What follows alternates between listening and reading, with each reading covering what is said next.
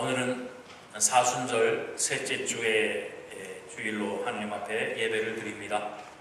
이제 4월 20일 부활절이 되기 전에 40일 동안을 이처럼 매주마다 매주일뿐만 아니라 40일의 기간을 우리가 예수 그리스도의 발자취를 한번 생각하고 기억하고 따라가는 하루하루의 시간이 되시기를 바랍니다.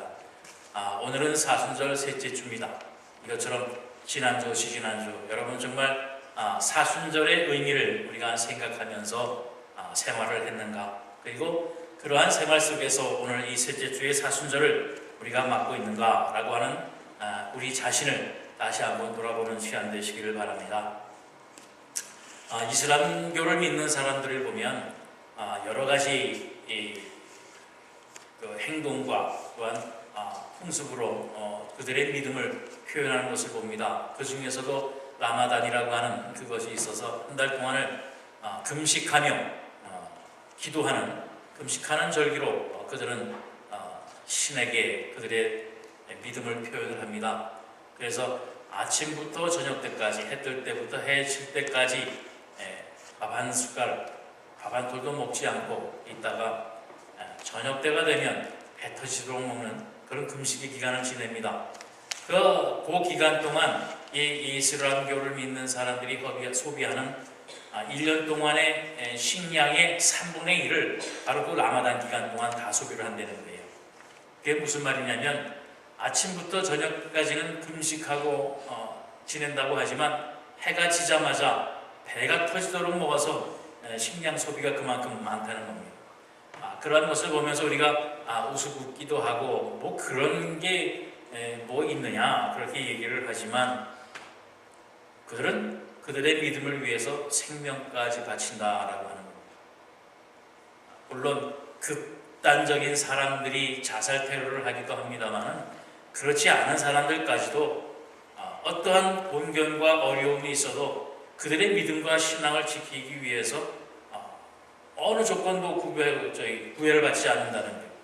비행기를 타다 가더라도 그들의 기도 시간만 되면 복도에 나와서 양탄자를 깔고 엎드려 기도하는 그들입니다. 하루에 5번씩 그 시간만 되면 빠지지 아니하고 무슨 시간이 있어도 기도하는, 또 그들의 믿음과 신앙을 위해서 생명까지 내거는 그들의 모습을 우리는 종종 봅니다. 그에 비해서 정말 참 하나님과 참 생명을 누린다라고 하는 우리들의 이 사순절, 다른 날은 고사하더라도 이 사순절의 기간만큼이라도 우리가 정말 주님의 사랑, 주님의 십자가를 생각하고 함께하는 그러한 기간이 되고 있는가? 오늘 본문 말씀을 보면 오늘 말씀 제목과 같이 예수님께서는 우리에게 부탁하십니다. 37절, 38절 말씀에 보면 베드로와 세베대의 두 아들을 데리고 가실새 고민하고 슬퍼하사 이에 말씀하시되 내 마음이 매우 고민하여 죽게 되었으니 너희는 여기 머물러 나와 함께 깨어 있으라 하셨어요. 바로 예수님께서는 물론 이 본문 말씀은 베드로와 제자들이지만 오늘 이 말씀을 바로 여러분 우리에게 주신 말씀과 동일합니다. 우리도 예수님의 제자들입니다. 예수님께서는 우리에게 당부하십니다. 나와 함께 깨어 있기를 부탁을 하시는 거예요. 그런데 본문 가운데에 예수님께서 예수님의 제자들에게 부탁하신 이유에 대해서 또한 기록하고 있습니다. 38절에 보면 내 마음이 매우 고민하여 죽게 되었으니 라고 했어요. 바로 예수님은 이제 겟세마네 동산에 기도하러 가시게 될 때에 자기의 십자가, 자기가 져야 될 십자가 곧 죽음을 보시고 죽음이라고 하는 것이 이제 눈앞에 다가오게 될 때에 매우 고민하고 매우 슬퍼하시고 죽게 된 그 사건 때문에 이제 마음의 애통함으로 기도하시기 위해서 겟세마네 동산에 올라가셨고 또 혼자 가신 것이 아니라 제자들을 데리고 가셔서 내가 이제 이를 위하여 기도할 터이니 너희는 나와 함께 있어라, 함께 깨어 있어다오 라고 부탁을 하신 겁니다. 물론 예수님의 죽으심은 자신을 위한, 자신이 어떠한 잘못과 범죄함으로 인해서 죽게 되어지는 그 죽음이 아니라 온 인류, 하나님의 사랑하는 자녀들을, 백성들을 위해서 죽으러 가시는 그 죽음이십니다. 그러나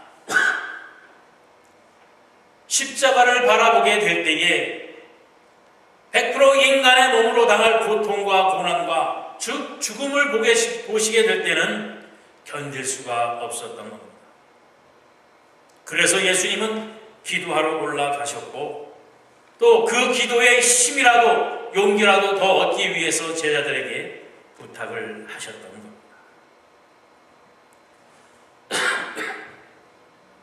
그리고 39절에 보면 이제 자기가 당해야 할 이 죽음, 내가 십자가를 지고 골고다 언덕에 올라가서 피와 살을 찢기고 가시면류관을 쓰고 조롱을 당하고 피를 다 쏟아 죽게 되어야 할 그 상황을 모시고 하나님 앞에 기도를 합니다. 39절에 보면 조금 나아가사 얼굴을 땅에 대시고 뛰어 기도하여 이르시되 내 아버지여 만일 할만하시거든 이 잔을 내게서 지나가게 하옵소서. 그러나 나의 원대로 마옵시고 아버지의 원대로 하옵소서라고 기도하시는 거예요. 할만하시거든 이 잔이 나를 지나가게 하옵소서. 하실 수만 있으면, 혹시라도 다른 방법이 있으면 내가 죽지 않고 할 수 있는 다른 방법이 없겠습니까? 하나님 앞에 애통하며 기도하는 겁니다. 정말 목숨을 걸고 기도를 하는 겁니다. 누가복음 22장 44절에 보면 예수님이 어떻게 기도하셨는가에 대한 내용이 있어요. 예수께서 힘쓰고 애써 더욱 간절히 기도하니 땀이 땅에 떨어지는 핏방울같이 되더라. 얼마나 간절히 죄고 힘을 주고 몸에 온 힘을 주고 기도를 했는지 몸에서 나오는 땀방울이 그 몸의 실핏줄이 다 터져서 땀과 피와 함께 흘러내릴 정도로 기도를 하셨다라고 하는 사실입니다. 그만큼의 고통의 시간이었기 때문에, 그만큼의 어떻게 할 수 없는 시간이었기 때문에 예수님은 제자들과 함께 하시기를 바랬던 겁니다. 그 시간만큼은 제자들이 자기들 좀 자신을 둘러싸줘서 기도하는 데 힘도 주고 용기를 북돋아 주기를, 함께 중보하며 기도하기를 예수님은 원했던 것입니다. 물론 당연히 이 당시까지만 해도 제자들의 생각과 주님의 생각은 달랐습니다. 예수님은 이제 인류를 위해서 십자가의 대속제물로 가는 그 모습을 보시고 슬퍼하셨지만 제자들은 이제 예수님이 이스라엘의 왕권을 잡으면 누가 더 높은 데 올라갈까? 내가 더 친히 갖고 있으니까 내가 더 높은 자리를 주시겠지 하는 그러한 서로 다른 생각을 가지고 있게 되었던 것 맞습니다. 그렇기 때문에 예수님의 마음을 헤아릴 수 있는, 예수님이 왜 저렇게 기도를 부탁하고 왜 저렇게 같이 하기를 원하는가, 그 내용을 깨닫지는 못했을 것입니다. 그러나 예수님이 그들을 부탁하실 때, 함께 하기를 원하셨을 때 뭔가 다른 점이 있었어요. 말씀과 같이 내가 심히 고만하고 죽게 되었으니 나와 함께 있어다오 하는 그 뉘앙스, 그 태도, 그 말들을 보면 뭔가 좀 예수님에게 예민하고 관심이 있었으면 예수님이 오늘 왜 저럴까? 다른 나라하고는 좀 다르시네 하고 신경이라도 좀 썼을 겁니다. 그러나 제자들은 예수님의 상황과 여건은 아무 상관없고 그저 높은 자리 취하고, 예수님이 이스라엘의 왕이 되시면 내가 어떤 자리를 가질까라고 하는 그러한 생각. 다시 말씀드려서 예수님의 마음을 결코 헤아리지를 못했다라고 하는 바로 그 말씀입니다. 저희 집에서 가끔가다 식사를 하게 되면 보통 이렇게 식구끼리 같이 앉아서 먹을 시간이 별로 없습니다. 이렇게 이제 아침에는 다들 일 나가고 하느라고 서로 먼저 그냥 대충 먹고, 점심 때는 뭐 물론 나가서 먹고, 저녁 때가 되면 그나마 겨우 이제 시간 맞을 때 몇몇이 같이 앉아서 먹게 됩니다. 그런데 아들놈들이라고는 같이 밥을 시작을 합니다. 그러나 자기 먼저 먹으면 그냥 집 안으로 훅 들어가 버립니다. 그리고서 컴퓨터를 하든지 뭐 하든지, 엄마 아버지가 또 식사를 다 하든 말든 상관없이 자기 다 먹었으니까 간다는 거예요. 또 저희 집사람도 식사를 다 하면 그래서 들고 일단 부엌으로 다 들어갑니다. 그래서 제가 이게 치아가 좀 안 좋으니까 밥 먹는 속도가 좀 느린데, 그러다 보면 저 혼자 남아서 먹게 돼요. 아무리 맛있는 음식도 여럿이 먹어야 맛있는 건데, 그러다 보면 저 혼자 갖게 됩니다. 그런데 얼마 전부터 좀 다른 일이 생겼어요. 바로 승채가 다들 가고 나면 자기는 밥 다 먹었어도 내가 목사님 옆에서 같이 앉아 있어 줄게요. 혼자 먹으면 심심하죠? 내가 지켜줄게요. 그러면서 옆에 앉아서 몸에 나쁜 건 먹지 마라, 국물은 마시지 말고 건더기만 먹어라, 뭐 잔소리 많이 합니다. 그래도 저는 옆에 앉아서 먹을 때 끝까지 지켜주니까. 그런데 승채가 왜 그런가? 왜 그런 생각을 할 수 있겠는가? 바로 혼자 먹는 외로움을 알기 때문에. 이게 무남동녀거든요. 또 엄마 아버지는 아빠가 다 밖에 나가서 일하시니까 자기가 학교 갔다 돌아오면 혼자 밥 먹는 시간이 많으니까 혼자 먹을 때 외로움을 아니까, 아이고 전 목사님도 혼자 먹으면 얼마나 외로울까 생각을 해서 내가 옆에 잘 일 지켜줄게요. 바로 예수님이 이러한 마음이 아니었겠는가? 예수님이 어떠한 마음이었는가 관심을 가져줬으면, 예수님이 무엇 때문에 그러는지 이유는 알지 못한다고 할지라도 예수님이 부탁하는 그 모습과 그 상황을 보고서라도 눈을 비비고서라도 혹시라도 깨어있지 않았겠는가? 우리의 관심과 우리의 삶의 초점이 어디에 있는가라고 하는 겁니다. 특별히가 사순절이라고 하는 이 기간을 정한 것도 사실은 예수님이 우리를 위하여 십자가를 지신 그 은혜가 어디에 있으며 어떠한 과정과 어떠한 사랑을 가지고 십자가를 지셨는가, 그것을 우리가 다시 한번 생각해보자라고 하는 그러한 시간입니다. 그렇다면 세상이 아무리 바쁘고 세상 일이 아무리 많아도 우리가 이 기간만큼은 정말 주님의 마음을 한 번쯤 헤아려보는 그러한 우리의 모습, 우리의 신앙이 되어져야 되지 않을까. 그런데 기도를 마치시고 예수님께서 제자들에게 돌아왔을 때에 40절에 보면 제자들에게 오사 그 자는 모습을 보시고 베드로에게 말씀하시되 너희가 나와 함께 한 시간도 이렇게 깨어 있을 수 없었더냐. 나와 함께 한 시간만이라도 깨어 있을 수 없더냐. 너희가 내 사정은 모른다라고 할지라도 내가 이렇게 너희에게 부탁을 하는데 한 시간도, 많은 걸 바라는 것도 아니었어요. 한 시간만이라도 나와 함께 깨어 있을 수 없더냐. 다시 말씀드려서 내가 정말 죽기 힘들어 기도하는데 나와 한 시간도 함께 있어 줄 수 없었더냐라고 하는 겁니다. 여러분, 본문을 통해서 봐도 예수님께서 제자들에게 부탁하셨던 것이 무엇이었습니까? 그냥 함께 해달라는 것뿐이에요.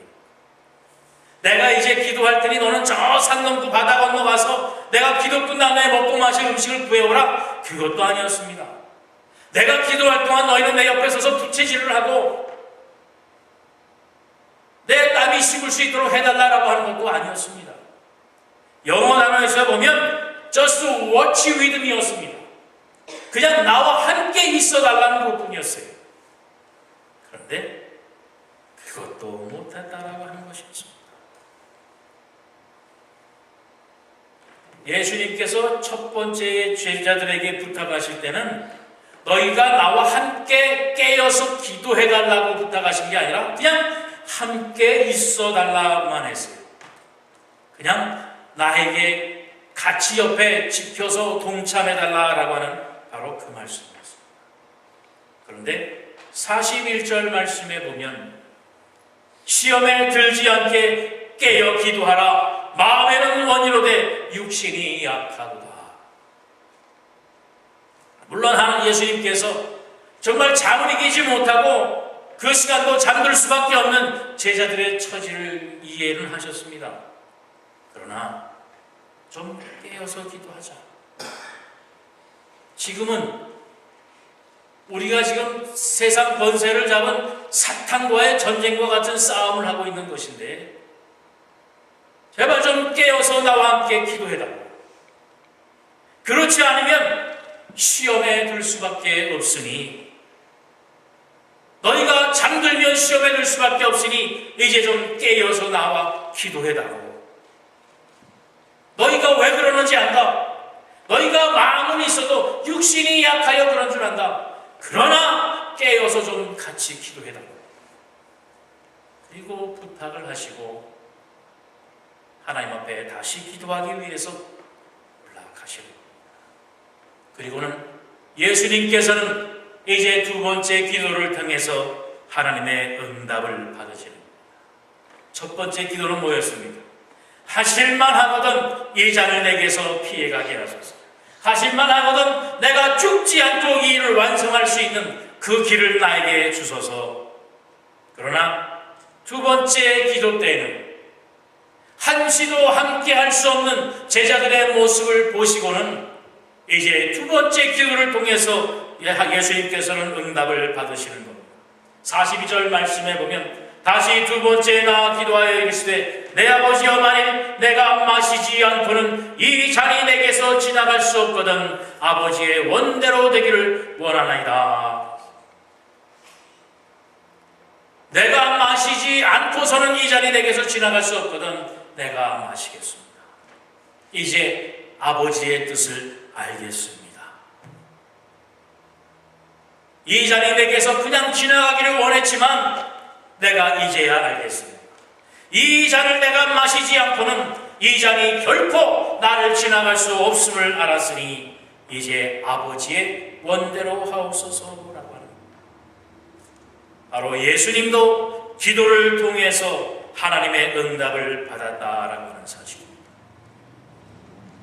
죽게 되었을 때에 예수님도 하나님의 응답을 받기 위해서 기도하러 가셨다라고 하는 사실입니다. 죽게 되었을 때 기도하시기 위해 겟세마네 동산에 올라가셨습니다. 여러분, 우리는 죽게 되면 무엇을 합니까?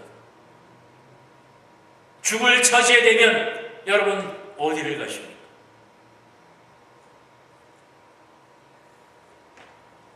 오늘 누가복음 22장 39절에도 보면 바로 그 기도하러 가신 예수님이 무엇 때문에 하셨는가? 예수께서 나가사 습관을 따라 감난산에 가심에 제자들도 따라갔다. 습관에 따라서 예수님도 하나님 앞에 기도하는 습관에 따라서 겟세마네 동산에 죽게 되었을 때도 습관대로 하신 것처럼 기도하러 올라가셔서 하나님의 음성을 듣게 되었다라고 하는 그 사실이죠. 이것은 기도의 습관이 얼마나 중요한가라고 하는 것. 그리고 그 습관에 따라서 기도하게 될 때에 이는 하나님의 음성을, 하나님의 응답을 받을 수 있다라고 하는 바로 그 말씀입니다. 우리가 교회 다니는 사람이라고 하면 기도가 얼마나 중요한 건지 모르는 사람이 없습니다. 그런데 습관에 따라서 기도하는 사람은 사실 별로 없는 것. 어려움과 고난이 있으면 번뜩 생각나는 게 어떤 세상에 다른 것, 누구 사람의 얼굴을 띄워내고 누구한테 찾아가고 무엇을 해야 되나. 기도하는 습관을 들이면 바로 우리가 주님처럼 기도함으로 하나님의 응답을 받을 수 있다고 하는 사실을 다시 한번 분명히 기억하시기 바랍니다. 그리고 그 기도의 응답은 내 뜻대로, 내 계획대로, 내가 마음먹은 대로 되는 것이 아니라 바로 하나님의 뜻대로 되는 것, 하나님의 뜻이 어디에 있는가라고 하는 것을 깨닫고 발견하는 것, 그것이 바로 하나님의 응답이라고 하는 사실입니다. 내 마음대로, 내 뜻대로, 내 생각대로만 되는 것이 하나님의 응답이 결코 아니라 예수님도 자기의 마음대로 되는 것, 그것을 응답으로 받지 않았습니다. 내 마음은, 내 뜻은, 내 계획은 내가 이 잔을 마시지 아니하고 그냥 지나가는 것이었지만 기도를 통해서 예수님은 이 잔을 내가 마셔야만 한다는 하나님의 뜻, 하나님의 계획, 하나님의 응답을 받게 되어지게 될 때에 더 이상 고민할 수가 없어서, 더 이상 두렵고 슬프고 무섭고 죽음이 무서운 것이 아니었다라고 하는 바로 그 말씀입니다. 그 응답을 받고는 이제 제자들을 보고 제자들을 오히려 측은한 마음으로 이제 때가 됐다, 가자. 얼마나 상반된 모습이었겠습니까? 제자들에게 함께 길을 부탁할 때는 내가 고민하고 슬퍼하고 죽게 되었으니 나와 함께 하자 했는데, 이제 기도를 마치신 후에는 이제 가자, 때가 됐다. 정말 평안하고 태연한 모습으로 저 죽음을 바라보시는 주님의 모습을 우리가 발견할 수 있습니다. 어제 우리 구역 예배를 통해서도 다윗의 금식 기도에 대해서 우리가 잠깐 얘기를 나눴었습니다. 다윗도 하나님께서 그의 큰 아들을, 첫째 아들을 죽이기로 하나님께서 징계를 내리십니다. 바세바의 아내 우레아를 범하고 그 유부녀를 범함으로 인해서 아이를 낳게 되는데, 하나님께서는 그 아이가 범죄함으로 낳은 아이이기 때문에 하나님께서 죽이시겠다고 했어요. 그래서 그 아이가 점점 시름시름 아파갑니다. 그러자 다윗은 하나님 앞에 금식하며 그 아이를 살려달라고 하나님 앞에 기도합니다. 그러나 며칠 후에 그 아이는 죽고 맙니다. 그러자 다윗 주변에 있던 많은 신하들이 이제 큰일 났다, 다윗이 하나님 앞에 그 아들을 죽게 살리기 위해서 금식하며 기도했는데, 이제 그 아들이 죽은 소식을 알면, 죽은 사실을 알면 저 다윗 왕이 어떻게 되겠는가? 혹시라도 미치지 않겠는가? 자기도 죽겠다고 하지 않겠는가? 큰일 났다, 큰일 났다. 그러나 다윗이 그 아들이 죽었다라고 하는 소식을 듣게 될 때에 몸을 깨끗이 하고 신하들을 불러서 맛있는 음식을 차리도록 명령을 합니다. 신하들이 의아해합니다. 아니, 아들이 죽기 전에는 금식하고 그렇게 슬프게 기도하더니 아들이 죽자 어떻게 그럴 수가 있습니까? 다윗이 대답을 합니다. 이것은 하나님의 배가, 이제 그 아들은 나보다 먼저 갔으나 조금 있으면 내가 그를 이제 또 만날 것이다. 그 아들이 죽는다라고 하는 그 사실을 하나님의 응답으로 받은 겁니다. 하나님의 응답으로 받게 될 때에 더 이상 슬픔은 없습니다. 더 이상 고통과 아픔은 다 없는 겁니다. 왜요? 거기에 하나님의 뜻이 있고 거기에 하나님의 계획이 있다고 하는 사실을 알았기 때문입니다. 여러분, 우리가 하나님 앞에 기도하게 될 때에 어떠한 마음과 어떠한 뜻을 가지고 기도하는가라고 하는 겁니다. 우리가 기도를 한다라고 하면 그 응답에 대한 것을 여러분 다 아시잖아요. 바로 이루어질 때가 있고, 안 이루어질 때가 있고, 늦게 이루어질 때가 있고, 어떤 방법으로든 하나님은 우리의 기도에 응답을 하십니다. 그러나 그 응답을 우리가 얼마나 빨리 제대로 듣고 알고 깨닫느냐. 어린아이와 같이 안 된다 하는데도 주세요, 주세요, 주세요 해봐야 나만 손해라고 하는 사실이죠.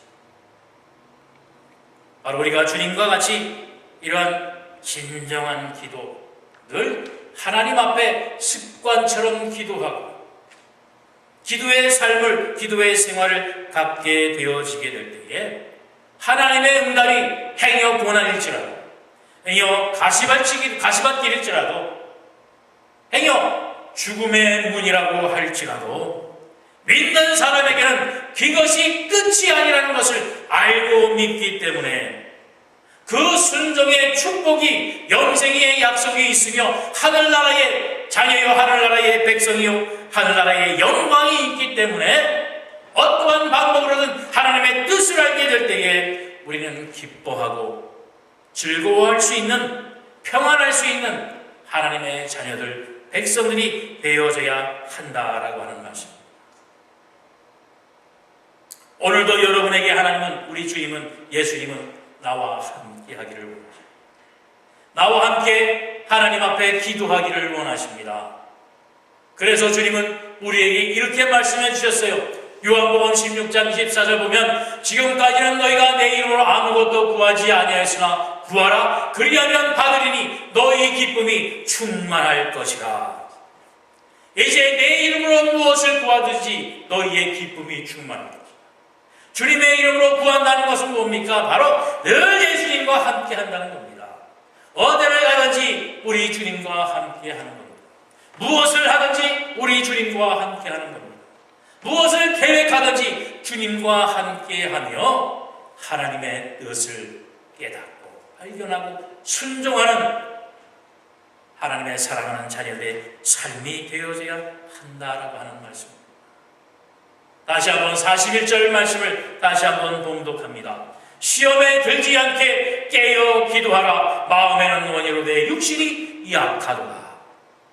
우리의 육신의 약함을 하나님은 다 알고 계십니다. 우리 주님은 알고 계십니다. 그렇기 때문에 깨어서 주님의 이름으로 주님과 함께 기도하라고 오늘도 우리에게 말씀하고 있습니다.